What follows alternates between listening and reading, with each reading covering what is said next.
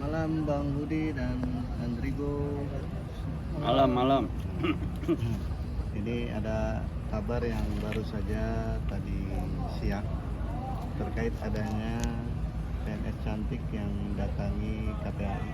Mungkin ditanggapi dulu dari pihak Andrigo sendiri. Gimana? Karena ini menyangkut kabarnya baru informasi ya. Pernah ada hubungan kedekatan dengan seorang Mbak Tuti itu. Ya. Bisa diceritain mungkin? Ya kalau masalah ini sempat saya dengar juga ya informasinya, kemudian sempat baca juga di timeline. Kemudian masalah Mbak Tuti ini perempuan ini pernah saya kalau masalah berhubungan memang pernah. Jadi dari 2010 pertengahan sampai 2011 akhir. Jadi sekitar setahun itulah hubungan sama yang sana itu yang diberitakan ini kan juga itu. Jadi mungkin sebatas itulah kalau untuk bicara masalah hubungan saya sama beliau. Tapi mengenalnya seperti apa sih? Ya mengenalnya pertama sekali saya kenal dari lingkungan Mas Farhad waktu itu, Mas Abbas, karena saya di situ juga manajemennya kan sama dia. Kenalnya di situ cukup baik dan sebagainya, tapi memang ke belakang itu jadi hal-hal yang bagi saya kurang baik lah untuk kita berlanjut hubungan. Akhirnya 2011 saya memutuskan berpisah sama dia. Tapi pacaran, hanya sekedar pacaran aja. Nah, mungkin ada kerja bareng mungkin atau apa awalnya sehingga ada komunikasi terjalin gitu. Enggak ada, dia datang waktu itu di studio Sahid, Bang Farhad punya, dikenalkan Farhad, udah minta BBM sama saya waktu itu BBM ya udah sekedar sebatas itu aja. Cuma memang sering dia posting saya kan di BBM-nya, akhirnya berkomunikasi dekat dan ya begitulah akhirnya berhubungan lah selayaknya dua orang insan manusia. Nah, ini didampingi sama tim kuasa hukum atau gimana nih untuk malam ini? Ya makanya agar semua ini bisa kita tanggapi dengan bagus dan bijak, makanya Andrigo didampingi Bang Budi Yusuf dengan pengacara. Jadi mulai hari ini dan ke depan juga untuk hal-hal yang berhubungan dengan lebih krusial dan sebagainya mungkin bisa langsung ke kuasa hukum saya langsung. Ini kan sempat tadi ya mewawancarai Mbak Tuti. Tapi benar nggak sih adanya ikatan keseriusan ke jenjang sebuah pernikahan walaupun sirih gitu? Mungkin ada bantahan, tanggapannya? Ya tadi sebentar sempat saya ceritakan juga pada Bang Budi bahwa itu saya pastikan tidak ada. Jadi kalau memang di pihak sana mengatakan ada, ya silakan dibuktikan saja dulu. Mungkin dari momen pernikahannya, lokasi, orang-orang yang hadir kan begitu. Itu aja sebenarnya. Jadi di situ aja udah menurut saya udah enggak ya enggak benar, enggak pernah saya lakukan. Alasan putus hubungan seperti alasannya apa sih waktu itu? Ya kalau saya boleh jujur sedikit, ini orang maaf ini orang agak temperamen, kemudian posesif, melebihi overprotective lah. Jadi makanya kita sebagai laki-laki, saya juga orangnya posesif, cemburuan, tapi enggak berlebihan. Tapi jadi hal inilah yang mungkin tidak bisa saya, bahkan saya berkarir di entertain, jadi yang hal begini-begini ini nggak bisa dalam hubungan. Makanya saya memutuskan wah udah kita berpisah saja. Itu di 2011 bulan 9 bulan 10 2011 ya. 2011. Bang Budi menanggapi tadi pihak sana membuat sebuah aduan, bukan laporan ya, tapi aduan ke pihak KPAI. Menanggapinya sebagai tim kuasa hukum seperti apa sih? Wajar-wajar saja atau itu hak dia untuk melakukan itu? Ya kalau menurut saya sebagai kuasa hukum itu wajar-wajar aja, itu hak dia untuk mengadu kemanapun silakan. Sejauh yang bersangkutan memiliki bukti-bukti yang kuat terkait hubungannya yang bersangkutan dengan klien saya. Apalagi saya dengar katanya ada anak ya kan, silakan aja. Beliau sepanjang tadi bicara dengan saya, kalau memang anaknya beliau akan bertanggung jawab begitu. Tapi kan untuk mengakui seorang anak itu perlu pembuktian lebih lanjut ya. Dan beliau juga sudah komit tidak akan pernah lari dari tanggung jawab. Dan ini memang beliau tadi juga sudah akui bahwa memang ada hubungan selama ini ya. Tapi kalau masalah anak kan kita tidak tahu nih. Apakah betul anak beliau atau dari yang lain kita nggak tahu juga. Tapi kalau memang dapat dibuktikan itu anak beliau akan bertanggung jawab seperti itu. Umpamanya yang bersangkutan kan sempat tadi diminta untuk melakukan tes DNA juga. Menanggapi soal tes DNA seperti apa sih? Karena yang bersangkutan yang di sana tadi juga mengatakan hal itu dan siap melakukan tes DNA.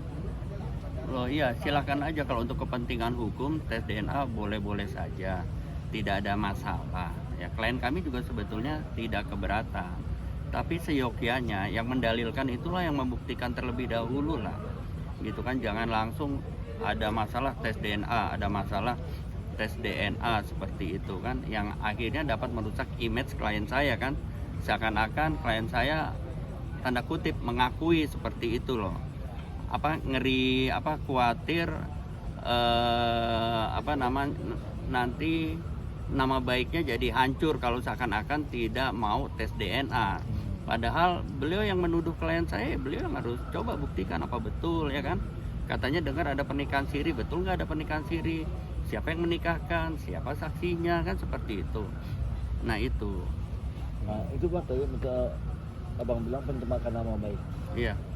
Abang Andrigo sendiri merasa nggak dicemarkan nama baik, karena kan dia DNA bla bla bla kayak gitu. Ada nggak merasa dengan statement itu? Yang jelas kalau masalah menikah sih udah pasti, dan tidak mau tes DNA sudah pasti. Bahkan di 2018 itu Maksudnya udah pasti bahwa itu statement dia ya? Iya, dan itu udah pasti mencemarkan nama baik. Mencemarkan nama baik. Lagi saya pernah bilang di media 2018, masih ada di YouTube, bahwa kalau memang itu anak saya, yuk tes DNA, 1000% saya tanggung jawab, tapi menafkahi dan menikahi, kan begitu. Artinya hal-hal yang tidak sesuai ini udah pasti itu kan namanya penyebaran berita bohong. Mungkin itu ada apalah. Oh ya jelas kalau beliau yang bersangkutan itu menyebarkan berita bohong, pasti ada konsekuensi hukumnya seperti itu. Tapi biar bagaimanapun ya klien saya akan menempuh secara kekeluargaan dulu, tidak perlu melangkah lebih jauh, apalagi kalau berbicara anak, ya enggak seperti itu. Kalau memang itu anaknya klien saya, itu kan biar bagaimanapun itu kan ibundanya gitu loh, yang merawat sampai saat ini. Kita akan hormat dengan beliau kan kalau itu anaknya klien saya kan. Nah itu kan perlu pembuktian lebih dalam lah. Oke lah, beliau yang menuduhkan, beliau yang mendalilkan, silakan beliau yang membuktikan gitu. Oke, apa upaya hukum apa nih? Karena kan udah pencemaran nama baik, apakah ada bukti? Kami masih menunggu untuk jalan musyawarah dulu lah, ya kan, jalan musyawarah dulu, tidak tergesa-gesa untuk melangkah secara hukum ya, karena beliau kan mengakui udah ada hubungan selama ini. Nah kalau sudah ada hubungan, tadi khawatir kalau memang tadi saya katakan ini anak beliau, ya kan, beliau tidak akan, ini kan biar gimana ibu kandungnya ya, jangan sampai kita berperang tanpa kejelasan gitu loh, berperang tanda kutip ya, tanpa kejelasan. Semoga ini dapat diselesaikan dengan musyawarah dulu lah, ya, sampai ada betul-betul jelas. Dan tadi sudah ada komitmen dari beliau langsung bahwa kalau itu memang anaknya akan bertanggung jawab 1000% begitu, 1000%. Tapi menafkahi anak, bukan menikahi ibunya. Dan saya dengar ibunya sudah menikah, begitu? Sudah menikah lagi. Dan setahu saya sekarang masih status istri orang dan punya suami, setahu saya ya, tapi nggak tahu lah yang lebih lanjutnya gitu. Nah, artinya Bang Andrigo tes DNA siap? Siap, nggak ada masalah. Tapi itu tadi, artinya seperti bilang nikah siri, ya buktikan dulu nikah siri. Ketika itu dibuktikan, baru kita masuk pada tahap-tahap SDNA dan sebagainya kan gitu. Step by step lah. Iya. Kan dituduhkan nikah siri dulu ya. Nah, ya silahkan dibuktikan dulu nikah sirinya di mana, siapa yang menikahkan, siapa yang jadi saksi, maharnya apa, seperti itu kan. Nikah kan harus jelas, ada syarat sah pernikahan seperti itu. Walaupun agama. Iya, secara agama nggak apa-apa. Kan secara agama itu sebetulnya sah. Negara itu tidak pernah menikahkan, negara itu hanya mencatat. Nikah itu yang sah menurut keyakinannya masing-masing. Jadi nggak apa-apa kita anggap sah, kita lihat dulu gitu loh. Siap. Di mana itu terjadi, tadi saya katakan, siapa yang menikahkan, siapa saksinya, maharnya apa, kan syarat nikah ada tuh. Ada mahar, ada 2 orang saksi, kan seperti itu. Artinya untuk saat ini memang ingin melakukan mediasi atau perdamaian dulu ya? Oh iya, lebih baik kita mediasi dulu. Penyelesaian yang terbaik dari kasus adalah di luar pengadilan. Kecuali kalau itu sudah tidak dapat diselesaikan, ya kita melangkah ke langkah berikutnya seperti itu. Bang, tapi kan dari pihak sana kan cuma pengen pengakuan aja bang, nggak lebih. Dia nggak perlu masalah, nggak perlu apa, karena dia pengen ada identitas anaknya ke depannya siapa bapaknya. Ya, pengakuan itu kan mudah saja selama buktinya ada. Kalau nanti beliau bisa membuktikan, yang di sana itu bisa membuktikan, ya kita akan akui. Kenapa tidak gitu kan? Dan biar bagaimanapun tadi sudah dikatakan kalau itu anaknya akan bertanggung jawab 1000%. Tinggal kita coba dulu musyawarahkan lah. Ya, kan di sana juga ada lawyernya kan. Nah, mungkin lawyernya akan lebih memahami kan. Oke, buktinya apa dan sebagainya seperti itu. Andrigo sendiri siap ya untuk bertemu dengan Mbak Tuti dan anaknya kalau misalnya adanya pertemuan?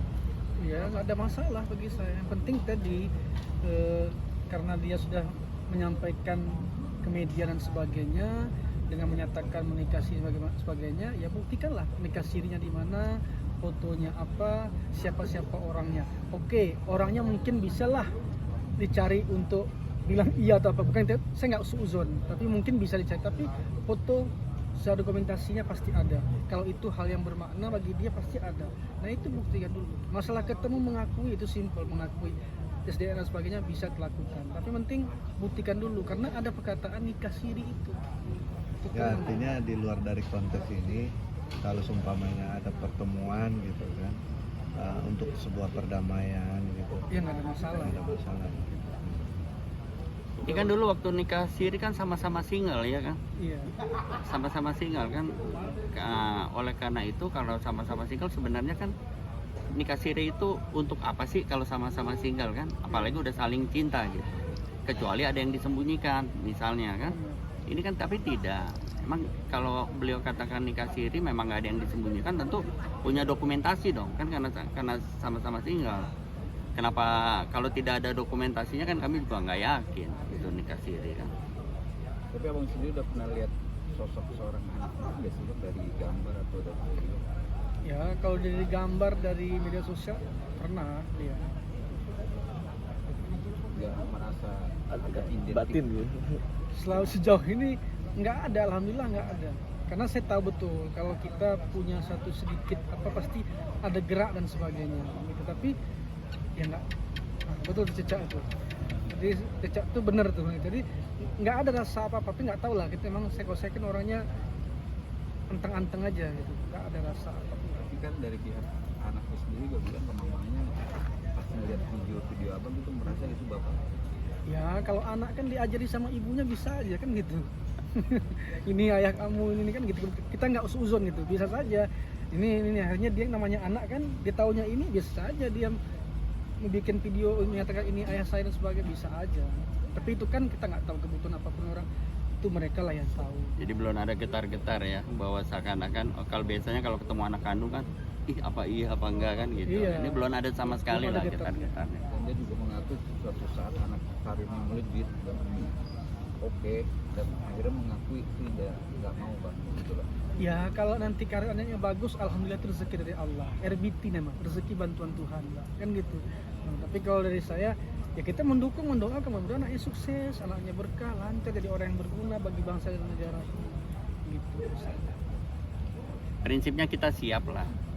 Ya, prinsipnya siap. Kalau dapat membuktikan ya kami akan beliau akan tanggung jawab. Dan langkah awal kita siap musyawarah dengan ya kalau bisa, kalau beliau udah ada lawyer kan lawyer dengan lawyer dulu lah kita musyawarah seperti itu. Setelah lawyer dengan lawyer, baru prinsipal dengan prinsipal didampingin lawyer masing-masing. Seperti itu, Mas. Oke. Terima kasih atas waktunya Enrico dan Bang Budi. Foto dulu.